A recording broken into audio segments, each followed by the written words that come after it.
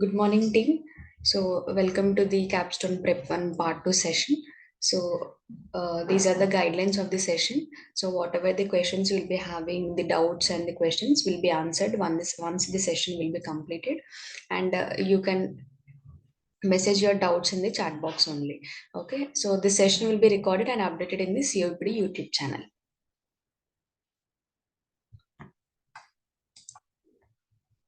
Okay, so this is the case study. So, like yesterday, we had the Capstone Prep 1 Part 1, right? So, what this case study is there for the Prep Part 1. So, the same case study will be there for Part 1, Part 2, and Part 3. So, this is the Part 2 session. So, the same case study is there.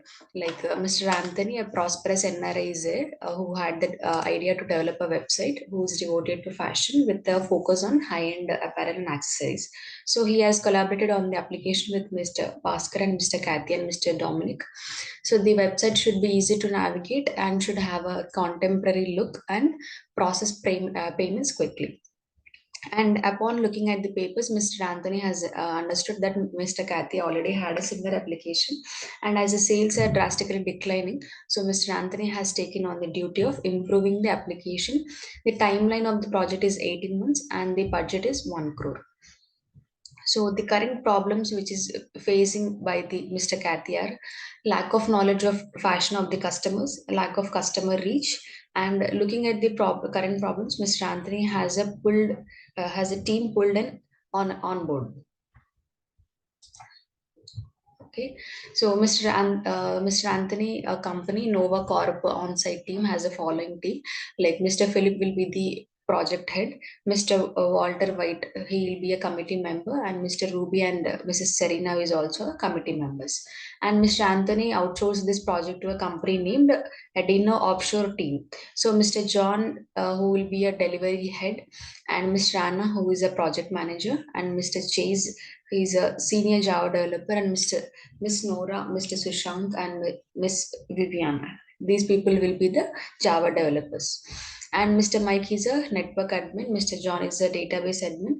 Mr. Jason and Miss Neff are the testers, and you will be the business analyst. Okay, so when you decode the case study, the project idea is like here we are going to build an application, like to build a website which is devoted to fashion with the focus on high-end apparel and accessories. And the current need of the project is to easy to navigate and should have a contemporary look and should process the payments quickly. And when we check the overview about the project, so it's an e-commerce based project. There is an existing application present, but the current project would like to take the inputs from the current one and work on the new one. And the current problems is like decline of sales, non-user friendly, and unable to handle the competition, and knowing the team. So this is the decoding of the case study. Okay, so in prep 1 part 2, we have some questions related to the project only. So in prep part 1, we have the 14 questions, right? So this is a prep part 2 is a continuation of that questions only. So in this, we are going to learn about what will be the audits, what are the strategies we'll be using, and what is the architecture, and what type of diagrams we have to draw for this project. All these things will be covered in the prep 1 part 2. Okay, so let's go with the first question first. So here the first question will be like, here you have to create 5 quarterly audits for the project. So how you have to create the audit report is like in waterfall methodology, we have the phases like requirement gathering, requirement analysis, design, testing, maintenance, deployment. All these are the phases, right? So on that you can pull a report. So 5 quarterly audits you can pull for this project. Like you can take the first quarter audit report on requirement gathering phase, so which will be completed in 10 weeks, like from first week to 10th week. And what all the checklist, like on what points you will be doing an audit on requirement gathering, you have to write the answer. Like the checklist will be BRD template, Elicitation results report, duplicate requirement report, grouping of functionalities or features, client sign off, and email communication to CC and BCC. So on these points, the audit can be happened for a BA in requirement gathering phase. Next, quarter 2 audit report on requirement analysis. So it will be completed in 7 weeks, like 16 from week 16 to week 23. And the checklist will be like on UML diagrams, business to functional requirements mapping, and client sign off documents, and RTM document version control, and email communication to CC and BCC.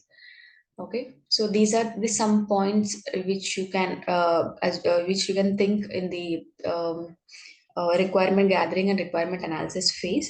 And if you want to write more points in the document in the evaluation for the justification in the sense, you can add more. Next, quarter 3 audit will be on design phase. So it will be happened in 7 weeks, like from week 30 to week 37. So here the checklist will be utilization of tools, documented evidence on client communication, stakeholder minutes of meeting document, and email communication to CC and BCC. Okay, so next audit report, it will be on development. So it will be completed in 20 weeks, like from week 40 to week 60. So here the audit can be happened for the development on JAD session report and end user manual preparation document, BA and developer minutes of meeting document, and email communication to CC and BCC. Okay. Next, so the fifth quarter audit report can be happened on the testing. So on testing, you can write like it will be happened on 20 weeks, like from week 58 to week 78. So test case summary will be there, training case summary, training report to end users, lesson learned to document, email communication to CC and BCC.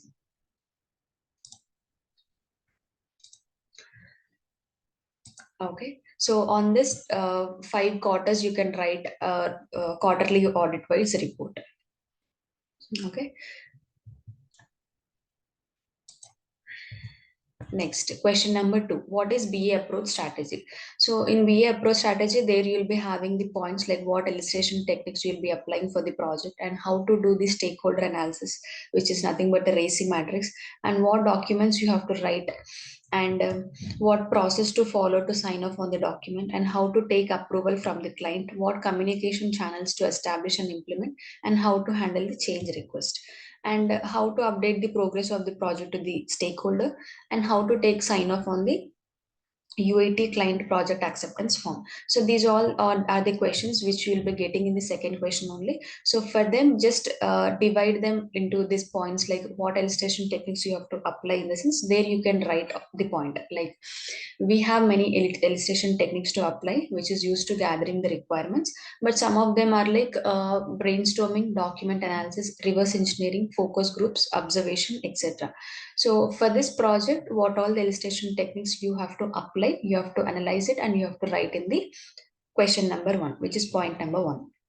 Okay, and how to do stakeholders in RACI through RACI matrix in the sense. So stakeholder can be done by using the RACI matrix, which involves identifying the stakeholders and defining their roles and responsibilities within a project. So here identify which identifies the stakeholders, and it will define the roles and responsibilities, and where you will be creating a RACI matrix chart and assigning RACI roles. So RACI means responsible, accountable, consulted, and informed. So according to the project, you have to think who will be the responsible, who will be the accountable, to whom we have to consult if any for any clarifications you need, and for whom you have to inform. Okay, so this RACI matrix, and you have to define the roles and responsibilities. All these points will be included in the point number 2. Okay, next, what documents you have to write, like BRD, FRD, use case documentation, test case documentation, and etc. So you can include these points for the point number 3. Next, what process to follow to sign off on the document? So sign off can be taken on SRS as it is a primary and important document, and sign off can be taken by using email communication from confirmation from the client. Okay, and how to take approval from the client in the sense, you can establish a formal meeting with the client to keep them informed and get continuous feedback. Okay, so through regular meetings, you can inform whatever the progress has been happened so far for the project. That thing you can just establish a meeting with the client to keep them informed. And by that, you can take a feedback from the client, and you can move ahead with the project. Next, what communication channels you have to establish and implement, like through regular meetings, weekly status meetings, bi-weekly sprint reviews, and monthly stakeholder updates. So through the regular meeting, you can communicate with the client like what all the things will be happened in the project so far. So that thing you can inform them through the meeting. So meeting in the sense it is a communication channel which you are telling the progress of the project. Next, how to handle the change request in the sense, first of all, we'll be having the change request form, and then we'll be doing an impact analysis like whether how far is this change request has been good to the project, and is the change request is benefit to the project or not, and is it impacting anything in the project. That thing you have to analyze it, and then once the change request is very important for the project in the sense, you have to take an approval from the client, which is approval process, and then what all the change requests you have made in the project you will be documenting it, which is documentation. Okay, and how to update the progress of the project to the stakeholders, same like weekly status reports, monthly review meetings. Through the reports and meetings you can update the progress of the project to the client. And how to take sign off on the UAT, client project acceptance form. So UAT means user acceptance testing. So first you will be doing a user acceptance testing preparation, and you will be conducting UAT, and you'll be fixing an issues if any there, an acceptance form, and final review meeting, and obtain sign off. Okay, so this is a BA approach strategy. All these points will be there in the question itself, and you have to answer in this way. Okay, so in the evaluation, in the whenever you'll be writing a document for the prep 1 part 2, try to include these points. With these points you can add your own points, like you have to learn and you have to add the more points, and you can justify the evaluation. Okay, so next question. So third question will be based on the explain and illustrate three-tier architecture. So this divides the application into three logical layers. So we have three layers for the three-tier architecture, which is first is the application layer, which is topmost layer of the architecture, and it is also known as presentation layer. And it handles user interface components such as screens, pages. Example, e-commerce website. Okay, so application layer in the sense it is also known as a presentation layer. So how will be the screens and pages when you open the website, the first page, whatever the login page you'll be seeing, so the first screens and pages is nothing but the presentation layer. And business logic layer, and it is a middle layer of the architecture. It acts as an intermediary between the presentation layer and the data storage layer. And layer contains the core logic of the application, which is like the example, printer and payment gateways. Okay, so business logic layer in the sense it is a uh, core logic of the application, so it will act as an intermediary between the presentation and the data storage layer. Okay, so the third party gateways, whatever will be there for the application, will becomes under the business logic layer. So for the computer, whenever you're using the system, so if you want uh, any print of a paper in essence, you'll be using a third party application there. So where in that printer, the core logic of the application will contains is nothing but the business logic layer. Okay, and database layer means bottommost layer of the architecture, and it is responsible for storing and retrieving the data. So in the name itself it is there, like it is responsible for storing and retrieving the data, so as it is a database layer. Example will be MySQL, Oracle database will be the example. Okay, so this is about three-tier architecture. You can write it in the simple words with some examples. Next, so what write about the approach strategy for framing questions. So first is like the 5W1H framework is a useful tool for gathering the information and understanding a situation by answering questions about who, what, when, where, why, and how. Okay, so this is a 5W1H framework. So it is a tool for understanding the situation by answering the question. So you can interview the stakeholder by asking these questions, like who all will be the participating in the project, and what are the current problems we have, and when this project should be completed, and why is this being project initiated. These all are the questions which you can ask to the client. And the smart technique can help in creating the questions like a specific, measurable, attainable, relevant, and time bound. Okay, so this is the technique. Smart is a technique which is used to creating the questions. Like specific means the goals and objectives should be clearly specific, and measurable, attainable, relevant, time bound. So these all are the questions. Like you can ask the questions to them, like relevant, is this relevant to the project or not? Time bound, can we able to complete the project within the time limit or not? So these all are the questions for the smart technique. And RACI charts will help us to define and clarify the roles and responsibilities within a team by outlining who is responsible, accountable, consulted, and informed for each task. And UML for UML or Unified Modeling Language, it is a standardized way of diagramming and modeling software systems to aid in design, development, and communication between team members.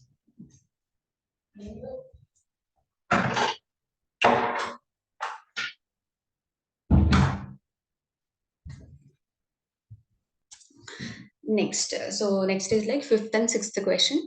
So for fifth question, we have the write about the various illustration techniques you learned in the workshop. And for sixth question, like which illustration techniques will you use in the project? Justify your opinion. So fifth and sixth question will comes under the same thing only, but here, what all the illustration techniques you have learned is a first question. Like you have to write all the illustration techniques, and for this project, what illustration techniques we have to apply is the sixth question. So that's why I'm giving all the illustration techniques here. You have to analyze which illustration techniques we'll be using for the project for this sixth question. Okay, so the illustration techniques will be like brainstorming, document analysis, reverse engineering, focus groups, observation, workshop, JAD, interview, prototype, questionnaire, use case specs. So these all are the illustration techniques which we have learned in the workshop. So write a definition about each illustration technique in the answer sheet, and also for this project, what illustration techniques you can apply. So in your own words, according to you, what illustration techniques you can apply for the project, and you have to analyze it and you have to write it for the sixth question. Okay, next. So seventh question, which is write 10 business requirements. So business requirements are the specific need or condition that the business must meet to achieve its objective. Example, so business requirement number one is user should be able to search products in the app, and user should be able to browse through the product catalog, and user should need to create login ID and password. And if the user is a new user, then he should create the login ID and the password first, and so on. So like that, according to this project, you have to analyze like how many business requirements will be there for the project. That all points you have to include in the seventh question. Okay. Next, eighth one. So write four assumptions based on the project. So you can assume, like for this project, you can assume like a user can log in through Facebook or Google account. So here you're going to build an application, right? So with the application, like the user can able to log in through the other applications or not. Also, you can assume and you can write it for the eighth question. Like a user can log in using Facebook or Google account, and as we assume that user has a knowledge on fashion technology, and online shopping trend is increasing nowadays, so the customer will prefer online shopping, and designers have designs to display in the application, so the need for the application is ever growing, and the customer have online accounts for secured payment processing. So these all are the assumptions. Okay, these all are the assumptions based on the project. So you have to include more assumptions according to you for the eighth question. Okay. Next, ninth one. So for ninth question, project requirements priority. So for this question, what you can do is like what all the business requirements you will be gathering, right? So all the business requirements you can write here. Like first of all, give a requirement ID, which is business requirement 001, and requirement name. If it is a search feature, in essence, you can write user search for the product, and requirement description. You have to write a description of the requirement, like a user should be able to search for the available products. And here what you are adding is like priority you are adding. which comes first and which comes next. So only the thing between the business requirement and the project requirement priority is like the same, whatever the requirement you will be gathering for the business requirement, right? So the same table you can put for the project requirement priority also, but the thing is like here you are going to add priority list, like who, what will be comes first and what will be the next. Okay, you have to give a number here, priority number, what will be the first priority. Okay, next. So for question number 10, here you have to prepare a use case diagram. So here use case diagram means it is a visual representation of the interaction between the user and the system. So how the end user is interacting with the system is nothing but a use case diagram. Here he will be drawing a use case diagram through MS Visio tool or draw.io. Okay, so if you don't have these tools in your laptop, in essence, you can request to the COPD team through service request. So where you can ask for the tools installation. So where one of our mentor will call you when you book a slot, one of our mentor will call you and they will help you in installing the tools. Okay, so here in the use case diagram, as you're going to do this with the MS Visio tool, so here you will be first of all you have to make a system boundary in the MS Visio. I'm talking. So in that you will be drawing a system boundary first, and then you have to show the primary actor who will be the customer, and secondary actor will be the system database. Okay, the primary actor will be on the right side, and primary actor will be on the left side, and the secondary actor will be on the right side. So how the customer will be interacting with the system, that thing you have to show with the use case diagram. Okay, so first of all, the customer will be logging into the application or registering to the application. You have to write from the flow, like from the registration to till the payment part. You have to write all the use cases. Like first of all, registration. For registration, what all the things are mandatory, like name, mobile number, email ID. These all things are mandatory, right? So it is include. So for registration will be the essential use case, and below the name, mobile number, email ID, these all will comes under the supporting use case. So to the essential and the supporting use case, you have to show with the relationship called include, extend, and generalization. So for registration, these all are mandatory. Include says it is a mandatory. Include means mandatory thing, wherever you will be seeing it is a mandatory condition to be included in the project, that is include. Extend means it is an optional. Okay, so you can add that one or else you can skip that one also, it will not affect the project. And generalization means it is a type of where wherever you'll be having a multiple modes, where you have to select only one method and then only you can move forward, is nothing but a generalization. Okay, so you in the use case diagram, you have to make sure you are showing the three relationships with the actors, with the system boundary, with the essential and supporting use case. Okay, so you make sure whenever you'll be drawing the use case diagram, make sure these all points are included. Okay, so include will be using for the registration. Extend you can use it for login feature. For in login we have ID, and for login we have to give ID and password, right? So forget password you can give it as optional.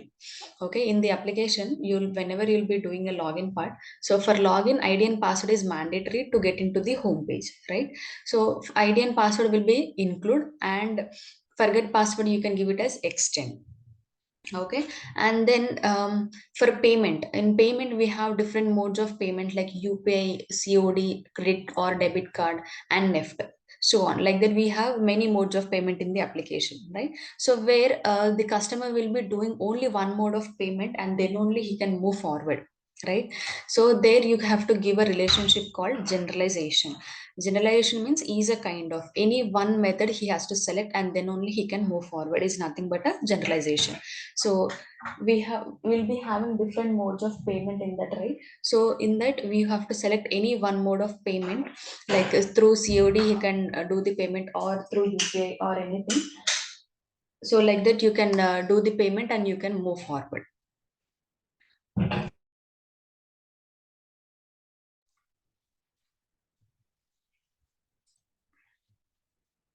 Next, so question number 11, which is prepare for use case specification document. So use case specification document means, so it provides a detailed description of a use case which outlines how the actor will interacting with the system to achieve a specific goal. So you have to prepare a detailed description of the use case. So this is a basic template on how to prepare the use case specification document. So try to include these all fields in the document. Like first of all, give the use case ID and then use case name, and then created by date created, and last updated by last revision date, and actors, description, precondition, post condition, which is, and normal flow, which is a basic flow, and alternate flow, and exceptions, frequency of use, and assumptions. In use case specification document, whenever you are preparing, try to include these all points. Okay, these all points should be there in the use case specification document. Okay, so I'm giving you an example for the use case specification document. Let's assume that here you have book an appointment with the fashion designer, which is a use case name. Okay, so here created by, date created, all the points you can write anything there, like created by so and so name, date created means today's date, like that you can give there. And actors for booking an appointment with a fashion designer, who all will be the actors included in the use case is like customer and designer. Okay, and what is a description? You have to write a description about the use case. Book an appointment with a fashion designer, in the sense this use case will describe how the user can book an appointment in application. Okay, and what is a precondition for the use case is like user should have been registered into the application first, and he should have the internet connectivity. Okay, and post condition, what is a post condition? In the sense successfully received a confirmation of the appointment. Okay, once the use case, once the whatever the thing we are going to expect from the use case, if once it is done, in the sense you'll be successfully received a confirmation of the appointment. And to complete this use case, what is the basic flow? Step number one, you have to write the steps. Step number one, like system defaults as an appointment, as booking an appointment. And step number two, the user should log in and he will be clicks on the appointment.